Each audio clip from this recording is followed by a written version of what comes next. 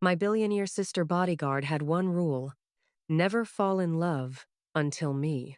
The night my sister's bodyguard saved my life was the same night I realized he had already destroyed it. Not destroyed in the way violence destroys things, not with force or intention or malice. He destroyed it the way a single light destroys a room that has been dark so long it forgot what light felt like. You do not realize how much you had built around the darkness until someone walks in and switches everything on, and suddenly, every corner you had learned to navigate by feel is visible and strange and yours in a way you never allowed yourself to claim. This is what Sophia Hale did to Marcus Cole, and neither of them saw it coming. Because that is never how these things announce themselves. They arrive quietly, in the middle of ordinary moments, dressed as something small. And by the time you recognize what they are, the walls are already down, and there is no rebuilding them. His name was Marcus Cole.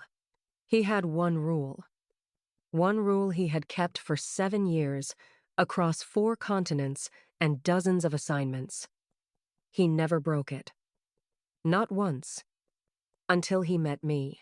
He was not hired to protect me. He was hired to protect my sister. I was just collateral. And yet somehow, I became the only thing he could not bring himself to walk away from. What happens when someone is targeting the Hale family? But is the danger coming from the outside or from within? When it surfaces, will their bond survive it?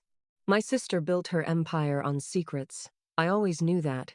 What I didn't know was that her biggest one had my name on it. When this secret surfaces, will their bond survive it? The question is whether the bond between two sisters, built on love and sacrifice and 11 years of deliberate silence, can survive it too. Before we go any further, take a moment right now and let us know in the comments where you are watching from. We would love to hear from you. And if you are not subscribed yet, hit that subscribe button right now so you never miss any of our upcoming stories. Now, let us go back to where this really began. Victoria Hale was not born a billionaire. She was built into one. By the time she was 22 years old, she had already outlived both of her parents, taken legal guardianship of her 14-year-old sister, and turned $200,000 in seed money into the foundation of what would eventually become Hale Ventures, a private investment and technology firm valued at $4.8 billion. People who knew Victoria in those early years described her the same way every time: focused, relentless, warm in private, and terrifying in a boardroom. She was the kind of woman who remembered every name, every birthday, every slight, and every opportunity. She did not just build an empire, she engineered one, and almost no one understood the difference between those two things until it was far too late. Sophia was 8 years younger than Victoria, and in the way that only siblings can fully understand, she existed in an entirely different universe, despite sharing the same address. While Victoria was reading economic forecasts at 12, Sophia was filling notebooks with short stories and sketching faces in the margins of her school textbooks. While Victoria was closing her first deal at 20, Sophia was filing her first freelance piece for a regional newspaper, a personal essay about what it felt like to grow up in the shadow of someone extraordinary. She never named Victoria in that piece. She did not need to. Everyone who knew them recognized exactly who she was writing about. And when Sophia later recalled that period of her life, she would say the same thing every time. She never resented Victoria. She simply accepted, very early, that some people are born to lead, and others are born to watch them do it. Their parents, Robert and Catherine Hale, died in a car accident on the night of November 14th, when Sophia was 14 and Victoria was 22. The official report cited adverse road conditions and driver error. Victoria never publicly disputed it. She buried her grief inside a business plan and never looked back. At least, that is what everyone believed for a very long time. What most people did not know, and what Victoria had spent nearly 11 years making absolutely certain they would not find out until she was ready, was that the night Robert and Catherine Hale died, they were not coming home from dinner. They were driving to meet a lawyer. They had received a call that same afternoon warning them that a federal financial investigation was closing in. And the person who had called to warn them, the person who had, in the same breath, made certain they would not make it there, was someone they trusted completely. Marcus Cole entered Victoria's life 3 years before Sophia would ever know his name. He was recruited directly through a private executive protection firm with military and federal law enforcement ties, the kind of firm that does not advertise and does not take walk-in clients. Victoria's security director at the time had a single recommendation after reviewing 47 candidate files: Marcus Cole, former Special Forces, 2 overseas deployments. Fluent in threat assessment, close quarters protection, surveillance detection, and what protection professionals call principal psychology, the science of understanding how the person you are guarding thinks, so you can stay ahead of both them and whatever is coming for them. He had one documented professional incident on his record: a mission abroad in which a civilian under his informal protection had been killed during an extraction operation that went wrong. The debrief made clear the error was not tactical. It was emotional. He had hesitated. He had felt something for the woman he was protecting, and in that fraction of a second, he made the wrong call. She died. He resigned his commission 6 weeks later and built his entire professional identity around one promise he made to himself: never again. The protection industry has its own code of conduct around relationships with clients, and it is about as strict as it comes. A senior trainer at one of the country's most respected executive protection firms once described it plainly in a published interview. "You are not their buddy," he said. "You are not their boyfriend. You are not their friend. You maintain the professional barrier at all times, because the moment you stop seeing them as a principal and start seeing them as a person you have feelings for, your judgment is compromised. Your response time is compromised. Your whole effectiveness is compromised. And in this business, compromised effectiveness can mean a body bag." Marcus Cole had read that philosophy, internalized it, and lived it every day for 7 years. He did not need the training manual to remind him. He had his own memory for that. So when Victoria Hale hired him, he did what he always did. He assessed the environment, identified the threats, built the security architecture, and categorized every person in Victoria's orbit as either a variable, a vulnerability, or a neutral element. Sophia Hale was a neutral element. That was how Marcus saw her, at first. Sophia met Marcus for the first time on a Thursday afternoon in early October, in the lobby of the Hale Ventures building on the 42nd floor. She had come to drop off a birthday gift for Victoria, a hand-bound leather notebook she had made herself. She stepped off the elevator, took 3 steps toward the reception desk, and stopped. There was a man standing at the top of the corridor with his back half turned, scanning the floor with the kind of stillness that only comes from years of training. He did not turn fully when she entered. He registered her the way a security camera registers movement: immediate, complete, and utterly without warmth. Sophia would later describe him as looking like a wall that happened to be wearing a suit. He said nothing to her that day. She said nothing to him. But she noticed, in the way that writers notice everything, that his eyes moved differently from other people's. They did not linger. They catalogued. And she filed that detail away in the part of her brain where she kept things that did not yet have a story attached to them. She had no idea, standing there in that lobby, that she had already become part of his. The real shift, the one that neither of them chose and neither of them could explain, happened 6 weeks later. Sophia was running late for a dinner she had not wanted to attend.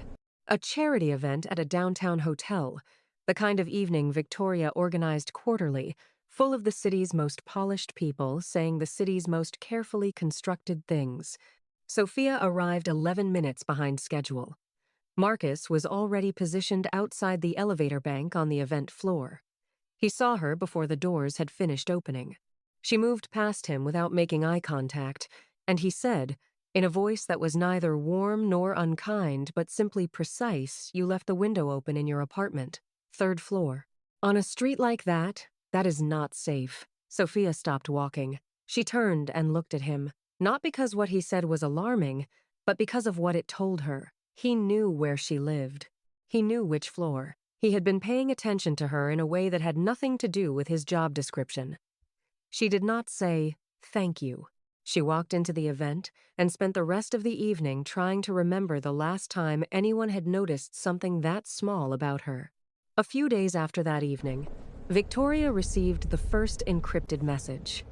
It came through a secure channel connected to her executive communications server, a channel that only 7 people in the world had access to. The message contained no greeting, no name, and no demand, just 3 lines. A reference to an offshore subsidiary company registered in the Cayman Islands in the spring of the year her parents died, a 9-digit account number, and a single question: does Sophia know? Victoria read it 3 times. Then she locked her office door, sat down at her desk, and did not move for 45 minutes. She did not call the police. She did not call her legal team. She called Elena Reyes, her chief of staff, her closest professional confidant, the woman who had been at her side for 6 years, and she told her one thing: keep this from Sophia, no matter what. Elena said yes. She always said yes. What Victoria did not know was that Elena had already been saying yes to someone else for a very long time. What follows over the next several weeks is the kind of story that, when you hear it in full, makes you realize how many things had to be happening simultaneously beneath the surface for any of it to be possible.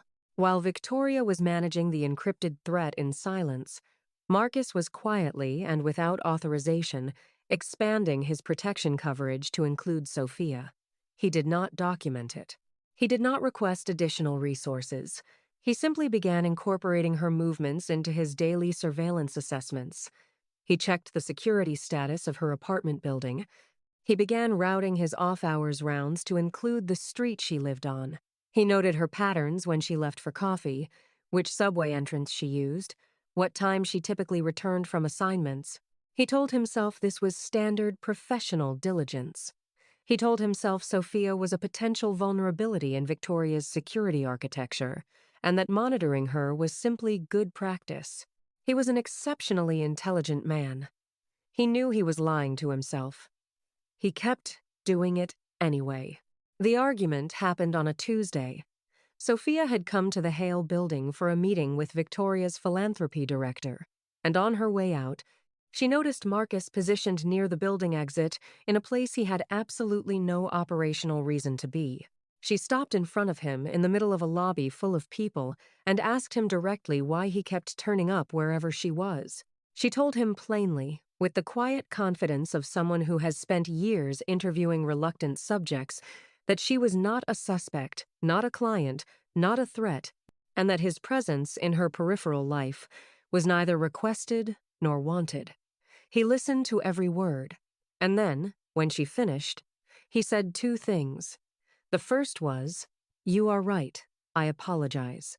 The second, in the same even tone, was, "But you parked on the street level tonight instead of the garage, and there is a vehicle that has been positioned within sight of your car 3 times this week. I would prefer to walk you out." Sophia stared at him for a long moment. Then she said, "Fine," and they walked to her car without speaking. 2 people who both knew, in the particular way you know things you are not ready to say out loud, that something between them had already shifted into something else entirely. The accident happened on a Thursday evening at 11:47 p.m. Sophia was driving back from a late interview, a source for a piece she was writing about corporate governance reform, when a black sedan came out of a side street without its lights on and struck the rear quarter panel of her vehicle at speed. Her car spun and came to rest against a parking barrier. She was shaken but not seriously injured. The other car was gone before she had fully processed what had happened. She called 911. She called Victoria. And then, 4 minutes after she made those calls, which is logistically impossible unless he was already in the area, Marcus Cole pulled up behind her car and got out. He walked toward her with that same measured pace he always had, and she watched his face as he scanned her for injuries. She saw it, just for a second, in the set of his jaw and the grip of his hands on her car door, something that was not the expression of a professional assessing a security situation. It was the expression of a man who had just experienced something he had spent 7 years training himself not to feel. He recovered in less than 2 seconds. But Sophia had already seen it. She was a writer. She did not miss things like that. The security footage from the 2 closest traffic cameras to the accident site was deleted that same night. Not corrupted, not lost, deleted. With administrative access credentials that traced back to the Hale Ventures internal network, someone who had a login to Victoria's security infrastructure had deliberately erased the visual evidence of what had happened to Sophia within 30 minutes of the crash. When Marcus discovered this the following morning, he did not bring it to Victoria immediately. He sat with it for several hours, because the list of people with that level of network access was very short, and every name on it was someone Victoria trusted without reservation. That was what made it so difficult. Not the discovery itself, but the weight of what the discovery meant, that the threat was not coming from a stranger, it was coming from inside. Elena Reyes had worked for Victoria Hale since Sophia was 19 years old. She was 31 now, methodical, unreadable, and possessed of an organizational precision that Victoria described publicly as the backbone of everything she had built. In meetings, Elena sat slightly behind Victoria's left shoulder, took notes in a shorthand system only she could decode, and anticipated needs before they were expressed. She was, to every external observer, the definition of total loyalty. What no one knew, what Victoria herself did not know, was that beginning approximately 22 months earlier, a series of encrypted data packets had been leaving the Hale Ventures server at 3:17 every morning, routed through a secondary IP address, tagged under Elena's access credentials, delivered to an external server registered under a shell company in Delaware. Marcus found the log anomalies during a network sweep he conducted in the weeks after the car accident. He had been looking for the thread that connected the deleted footage to someone on the inside. He had not expected to find it leading directly to the woman who organized Victoria's calendar. Daniel Cross had been a presence in Victoria's professional world for nearly 4 years. He was 38 years old, patrician in his manner, and the kind of man who made you feel, in the first 15 minutes of meeting him, as though he had been quietly rooting for you your entire life. He was a founding investor in 2 of Hale Ventures' most profitable acquisitions. He attended the right events, knew the right people, and contributed generously to causes that aligned with the Hale family's public philanthropic commitments. He had first sought an introduction to Sophia through Victoria, under the cover of a philanthropic initiative, a foundation he claimed he was developing to support independent journalism. The lunch he requested seemed innocuous. During that meal, he referenced Sophia's first published newspaper piece by name, the approximate date of publication, and the subject matter.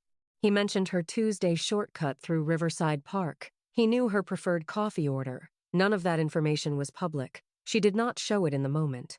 But by the time she reached the sidewalk, she was already cataloging every detail of the conversation and understanding, with the trained clarity of a journalist, exactly what those details added up to. That evening, she opened her bag to retrieve her notebook. The notebook was there, but it was positioned differently from how she had left it. She was certain of this the way that only people who habitually notice small things can be certain the elastic band closure was looped the wrong way, and a page near the back was turned down at a corner she had never folded. Someone had gone through it during the lunch, carefully, reading it with enough deliberation to leave only the smallest trace.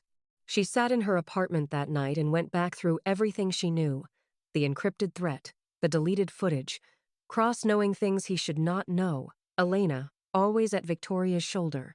A subsidiary company registered 6 months before her parents died, and a 9-digit account number she had found buried in Hale Ventures' public filings 3 weeks earlier during a late-night research session she had told no one about. She did not sleep. By morning, she had built a map. It was incomplete, but it was pointing in a direction that made her physically cold. Marcus brought the Elena data to Victoria on a Friday afternoon. He walked into her office, closed the door, set a printed network log on her desk, and waited. Victoria read it without moving. She did not ask questions. She did not express shock. She folded the paper once, placed it face down on her desk, looked at the window for approximately 10 seconds, and then said, in a voice so level it was almost frightening, "I need you to keep this between us for exactly 72 hours." Nothing in Marcus's expression changed. But he understood immediately that this was not a reaction. It was a confirmation. Victoria had already known, or suspected, something like this was coming. She was not the kind of woman who was caught off guard. She was the kind of woman who allowed things to arrive on her terms. And those 72 hours, Marcus would later understand, were not a delay. They were the final move in a plan that had been in motion for 18 months. The night Victoria told Sophia the truth was a Saturday. She did it in a private room on the 38th floor of the Hale building, with Marcus standing outside the door and Elena already under informal monitoring. She did not use slides or documents. She sat across from her sister at a small table and spoke for 22 minutes without stopping. Their parents had not died in a random accident. Robert and Catherine Hale had been business partners with Daniel Cross in the early years of Hale Ventures, before the company had a name, before it had offices, when it was just 3 people, and a concept, and a modest amount of early capital. Cross had made a decision, early and without their knowledge, to commingle investor funds with a separate offshore structure he controlled. When a federal investigation began circling the edges of that structure, Cross moved with precision. He redirected the liability documentation. He restructured the paper trail so that if the investigation ever reached a conclusion, the Hale name would be on every document that mattered, and his name would be on none of them. The night her parents were driving to meet a lawyer, they had just discovered what Cross had done. Someone made sure they never arrived. Sophia did not cry when Victoria told her this. She sat across from her sister and experienced something that is very difficult to describe to someone who has not felt it. The sensation of an entire architecture of understanding about your own life restructuring itself in real time. Every memory she had of her childhood, her parents, the accident, Victoria's silence, Victoria's relentless building and building and building, all of it was still true. Every detail unchanged, but the meaning behind it had just shifted completely. She asked Victoria one question. She asked why she had never told her. Victoria's answer came from a place so deep that even Sophia, who had spent her life studying the way people said things, could not find the performance in it. There was none. Victoria had not told her because she had no proof, only suspicion. She needed Sophia to be genuinely unaware, not performing unawareness, but actually in the dark, because Daniel Cross was smart enough to read people, and any hint that the Hale family knew what he had done would have accelerated whatever he was planning. Victoria had used her sister's ignorance as armor. She had loved Sophia by keeping her blind, and she had spent 11 years wondering whether, when the truth finally came, Sophia would be able to understand that. That same night, after Victoria had left and Sophia was sitting alone in the corridor outside the private meeting room, Marcus came and sat beside her. Not in front of her, not across from her, beside her, on the floor, his back against the wall, without a word of explanation or comfort. They sat in silence for a while, and then Sophia said something she had never said to anyone. She said she had spent her entire life feeling like she was living inside a story that was not hers, that Victoria was the protagonist and she was background, that no matter how many pieces she wrote or how clearly she saw the world, she always had the persistent and exhausting sensation that the main event was happening somewhere slightly to her left and she was perpetually arriving one step behind it. Marcus was quiet for a moment. And then he said the people who feel like background are usually the ones everyone else is building their story around. They just do not know it yet. Sophia did not respond. She looked at the floor, and something inside her that had been braced and held tight and carefully managed for a very long time quietly released. She asked him, 2 days later, why he had been watching her before any of this became official. He had no assignment covering her. No documentation, No authorization, no professional justification for any of it. He was quiet for longer than she expected. And then he said, "I stopped being official about this a while ago." She said, "Because of the rule?" He said, "Because of you." That was it. No elaboration, no attempt to dress it in something softer or more manageable.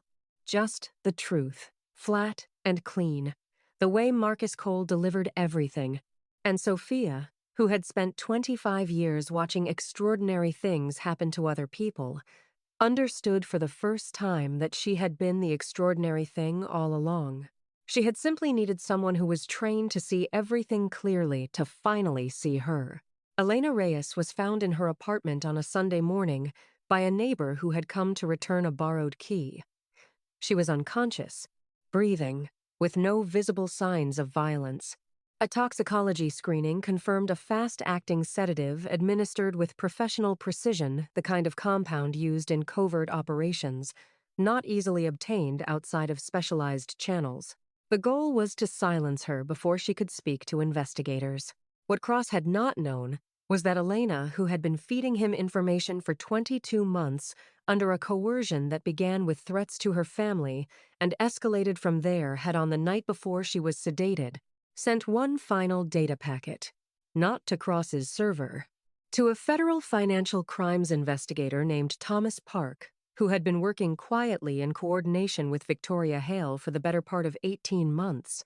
That packet contained transaction records, account routing documentation, and a recorded conversation that Elena had captured herself. Knowing the day was coming when she would need something that could not be explained away, she had been building her exit long before anyone knew she needed one. Victoria Hale called Daniel Cross on a Monday and invited him to a merger discussion at the Hale Ventures boardroom. She told him the terms were time-sensitive. She told him she needed his signature on preliminary documents before the end of the week. She told him she had been thinking about expansion, about legacy, about bringing in a partner she could trust for the next chapter of the company's growth. Cross arrived 20 minutes early. He was wearing a charcoal suit and the particular expression of a man who believes he is about to be handed everything he has always wanted. He sat at the long conference table. He accepted coffee. He made a small joke about the view from the 42nd floor. Victoria sat across from him and smiled. And then the elevator opened, and Thomas Park walked in with two colleagues. And the ease on Daniel Cross's face did not disappear quickly or dramatically. It went slowly, like something draining, like a man watching 11 years of careful construction dissolve in the time it takes an elevator door to open. Victoria looked at him across the table with an expression that contained no satisfaction, no triumph, and no anger. Just completion. The aftermath was not clean. These things never are. Elena Reyes cooperated fully with federal investigators and received a significantly reduced sentence in recognition of both the coercion she had operated under and her eventual contribution to the case. The offshore account Cross had used traced back to a financial arrangement that implicated two sitting members of Hale Ventures' board of directors. Victoria's stock dropped 22% in the week following Cross's arrest. She did not comment publicly. She did not appear flustered or diminished. She simply continued going to work every morning, making decisions, and building because that was what Victoria Hale did, had always done, and would always do. Cross was charged federally on counts including financial fraud, conspiracy, and obstruction. The case connecting him to the deaths of Robert and Catherine Hale was complex and required additional forensic work. But the documentation Elena had preserved gave investigators the foundation they needed. Justice, in the real world, moves differently from how we want it to, slowly, imperfectly. But it moves. Marcus submitted his formal resignation to Victoria on the Friday after Cross's arrest. He wrote 2 sentences. "The assignment is complete. The principal's threat environment has been neutralized." Victoria read it, set it down, and asked him if there was another reason. He did not answer. She already knew. Sophia found out about the resignation 2 hours later from a brief notification on Victoria's calendar she happened to see while waiting in her office. She drove to Marcus's apartment. She had never been there before. She stood at his door for a moment, and then she knocked. When he opened it, she looked at him and said 4 words. "Don't go, please." That was all. And Marcus Cole, who had crossed half the world protecting people he was trained not to care about, who had rebuilt himself after loss into something armored and precise and deliberately untouchable, who had kept one rule intact for 7 years across every kind of pressure that could be applied to it, stepped back and opened the door wider. Because the rule had always had an exception. He had just never known what it was until he met her. His apartment was exactly what she expected, and nothing like what she had imagined. Clean lines, minimal, a narrow bookshelf with exactly the kind of books a man reads when he is trying to understand people without getting close to them, behavioral psychology, military history, a worn copy of Marcus Aurelius that had been opened so many times the spine had given up holding its shape. There was a single photograph on the wall. Not a family portrait, not a landscape. A black and white image of a road disappearing into a horizon with nothing on either side. Sophia looked at it for a long moment. She understood, without asking, that he had chosen it deliberately. That for 7 years, that image had been the philosophy: keep moving, keep the horizon in front of you. Do not stop long enough to need anything. She looked at it, and then she looked at him, and she said quietly, "You can take it down now." He did not respond immediately, but something in his face shifted. Slightly. Completely. They did not fall into each other the way people do in the stories Sophia had spent her life writing. There was no dramatic declaration, no moment where the restraint finally broke and everything rushed forward at once. What happened instead was slower and more honest than that. He made coffee. She sat at his kitchen counter and talked, really talked, the way she had not talked to anyone in years about her parents, about what it had felt like to be 14 and suddenly parentless, and secondary to a grief so large it required an empire to contain it.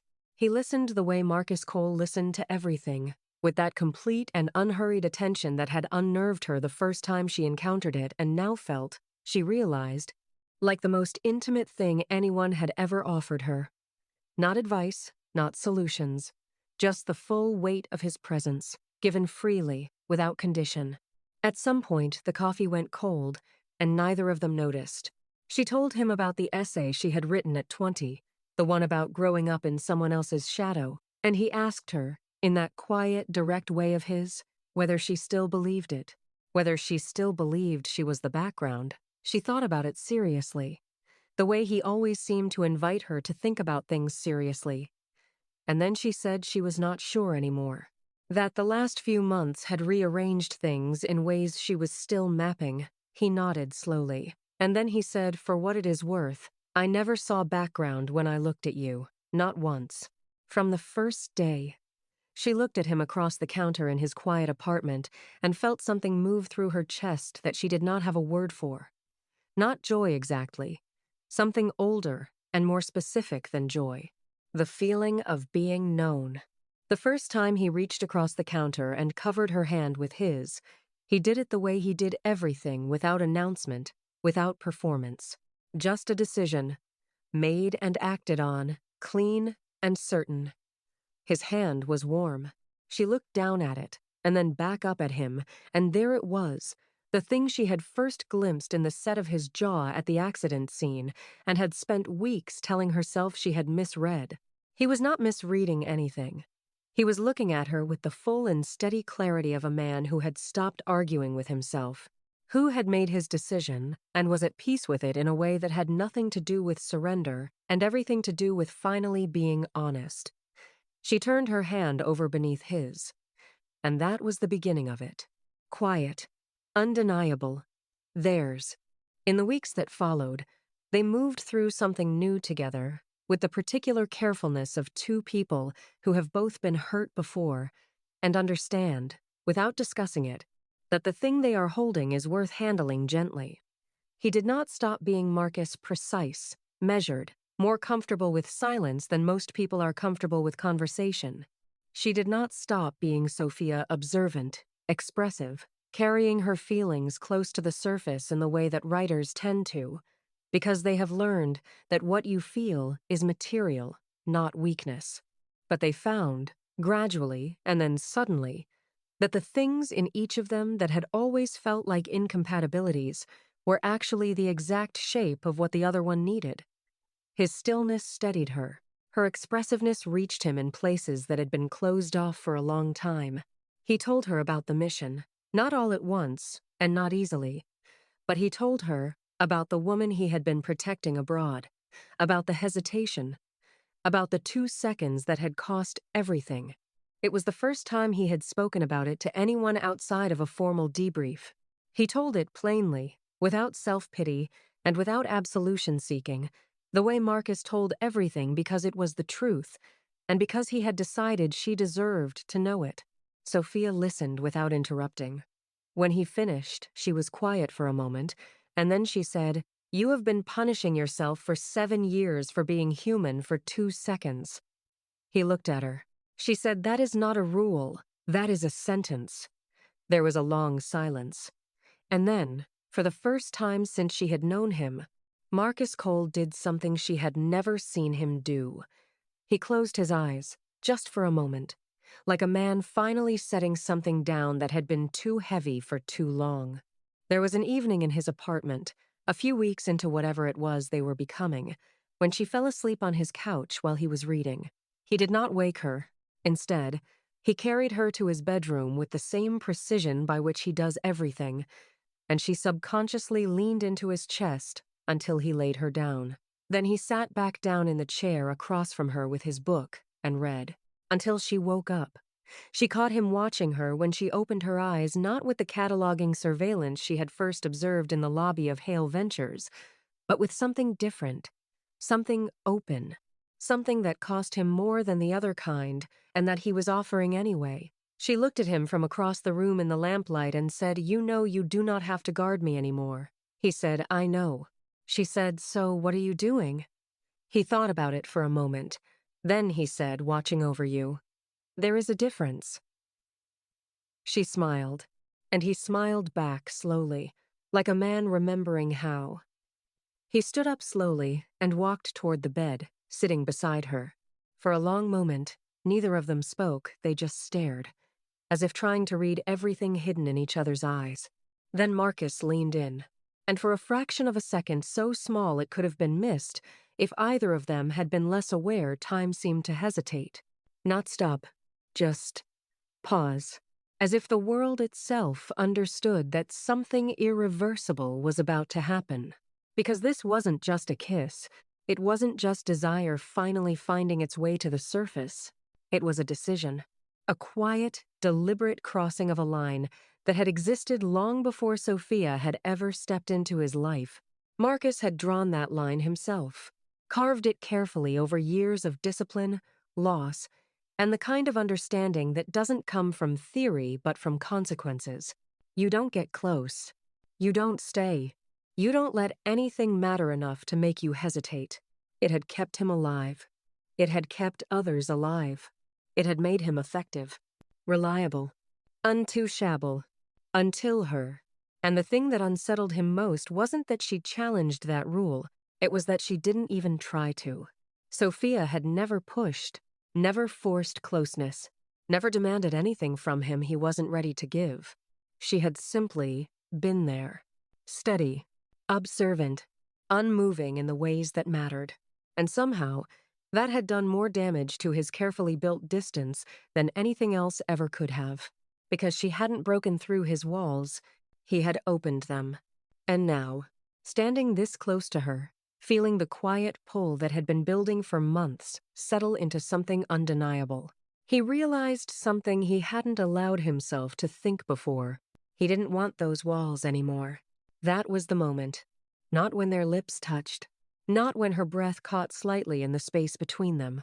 But right there, when he stopped resisting the truth. Then he closed the distance. The kiss wasn't rushed. It wasn't desperate. It wasn't the kind of moment driven by impulse. It was intentional. His lips met hers with a softness that didn't match the weight of everything behind it and yet somehow carried it perfectly. Sophia felt it immediately. Not just the physical contact, but the meaning behind it. This wasn't uncertainty. This wasn't confusion. This was him choosing Hair. And something inside her, something that had been quietly waiting, patiently unfolding without her fully acknowledging it, settled into place. She responded without hesitation.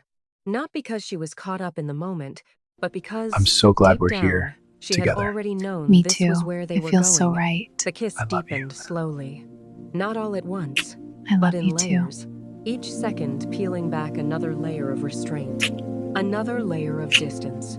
Another layer of everything they had kept unspoken. Marcus's hand came up to her I face love again, being this close more to you. certain this time. Me too. His touch Feels wasn't so tentative right. anymore. It was Come grounded, here, let's get more comfortable. anchored. Like he wasn't just holding her. He was holding on to something he had finally decided not to let go of.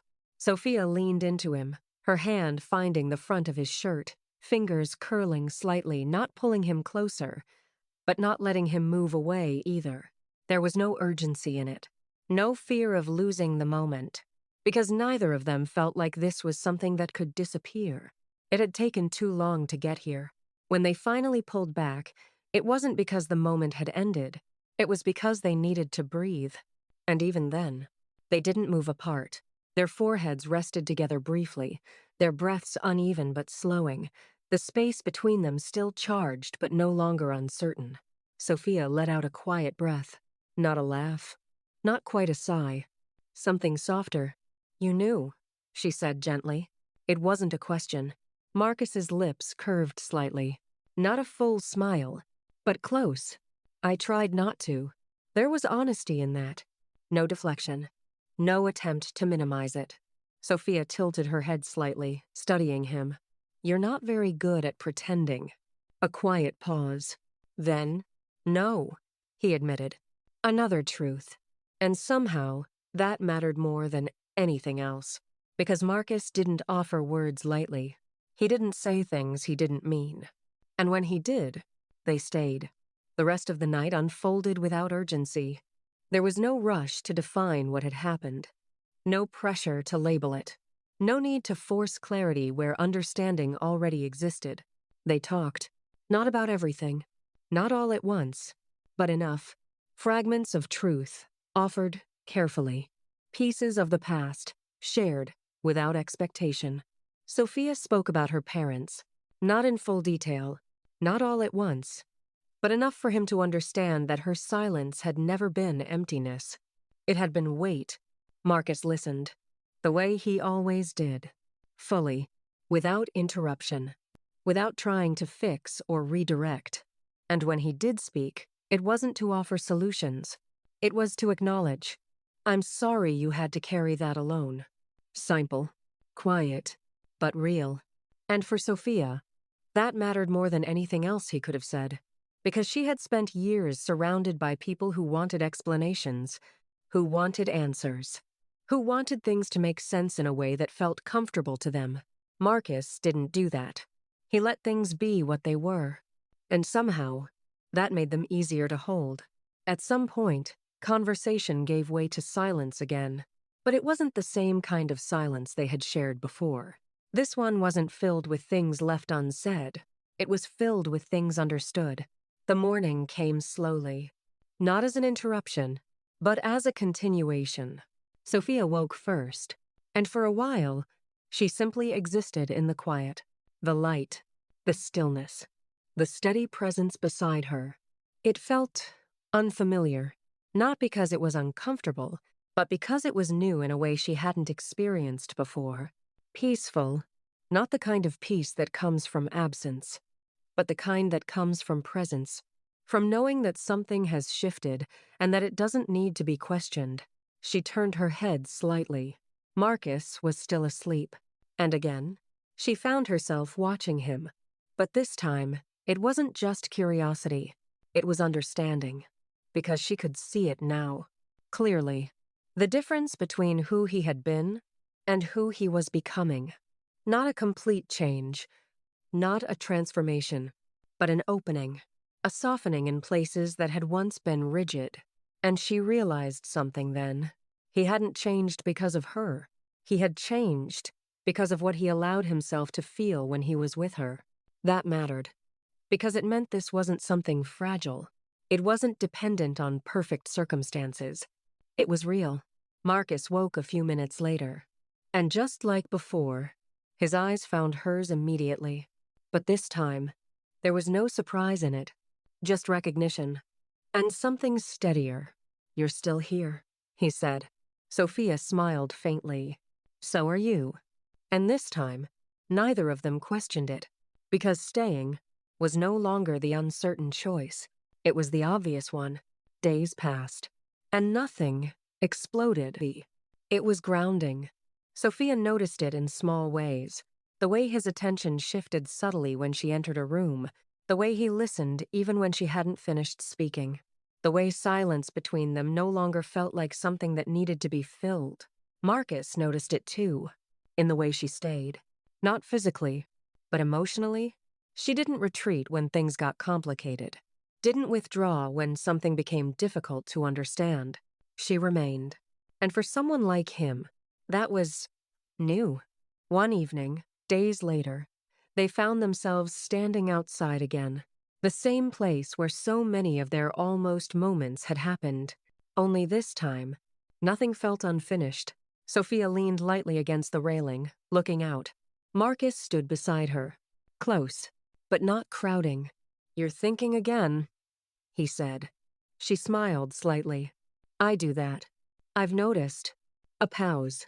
Then she spoke. "My sister," she began, her voice softer now, more reflective than before. "She built everything the way she did because she thought it was the only way to keep me safe." Marcus didn't interrupt. "She didn't trust the world," Sophia continued. "So she tried to control it instead." Another pause. "And it cost her." Marcus exhaled quietly. "Control usually does." Sophia glanced at him. "And you?" "He met Herr.Long. What did it cost you?" For a moment, he didn't answer.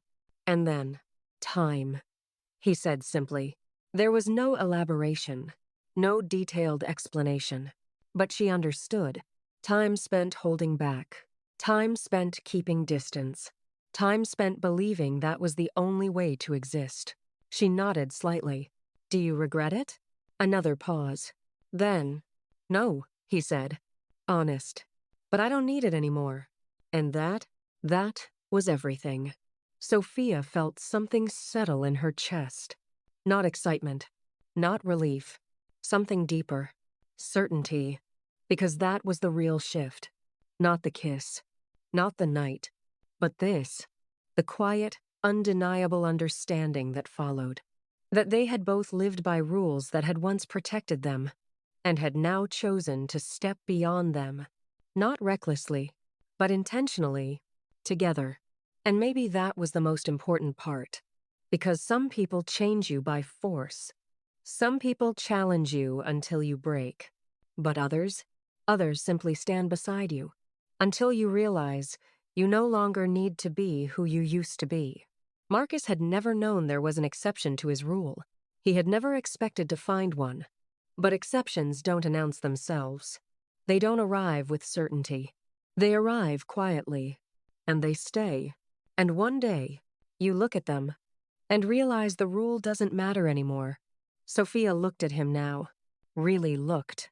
And for the first time, there was no question in her mind. Not about him. Not about herself. Not about what this was. Because whatever this was, it wasn't temporary. It wasn't fragile. It wasn't something that needed to be protected from the truth. It was built on it. And that made it stronger than anything either of them had ever known before. The night settled around them slowly, and neither of them moved to leave. Because for once, there was nowhere else they needed to be. No version of the past pulling them back. No uncertainty about what came next. Just this. Just now. Just the quiet, steady beginning of something that neither of them had been looking for, but both of them had needed. And in that moment, without saying it, without defining it, without trying to turn it into something smaller or safer, they both understood. This wasn't the end of their story. It was the first time they were truly inside it. And this time, they weren't going to walk away. Sophia reflected on the past several months, the memories unfolding gently in her mind, every glance, every silence, every moment that had led her here, lying beside him, knowing nothing would ever feel the same again. Also, the truth about her parents and the night they died. The truth about a sister who had spent 11 years building an empire that was secretly a trap, and who had loved her in the most protective and costly and complicated way a person can love someone. And the truth about a man who had constructed his entire identity around the belief that feeling things made him dangerous, and who turned out to be the only person in her life who had ever seen her clearly from the very first moment, without her having to explain or perform or become anything other than exactly what she already was. His rule had one exception. He had never known it until it arrived, and none of us know the exception to our own rules until we meet it. Victoria Hale never publicly discussed the full story of what happened to her parents. She acknowledged the federal case in a single brief statement and directed all further questions to her legal team. She went back to work. She always went back to work. But Sophia noticed, in the months that followed, something different in her sister. A quality she could not name precisely, but recognized the way you recognize something you have been waiting a long time to see.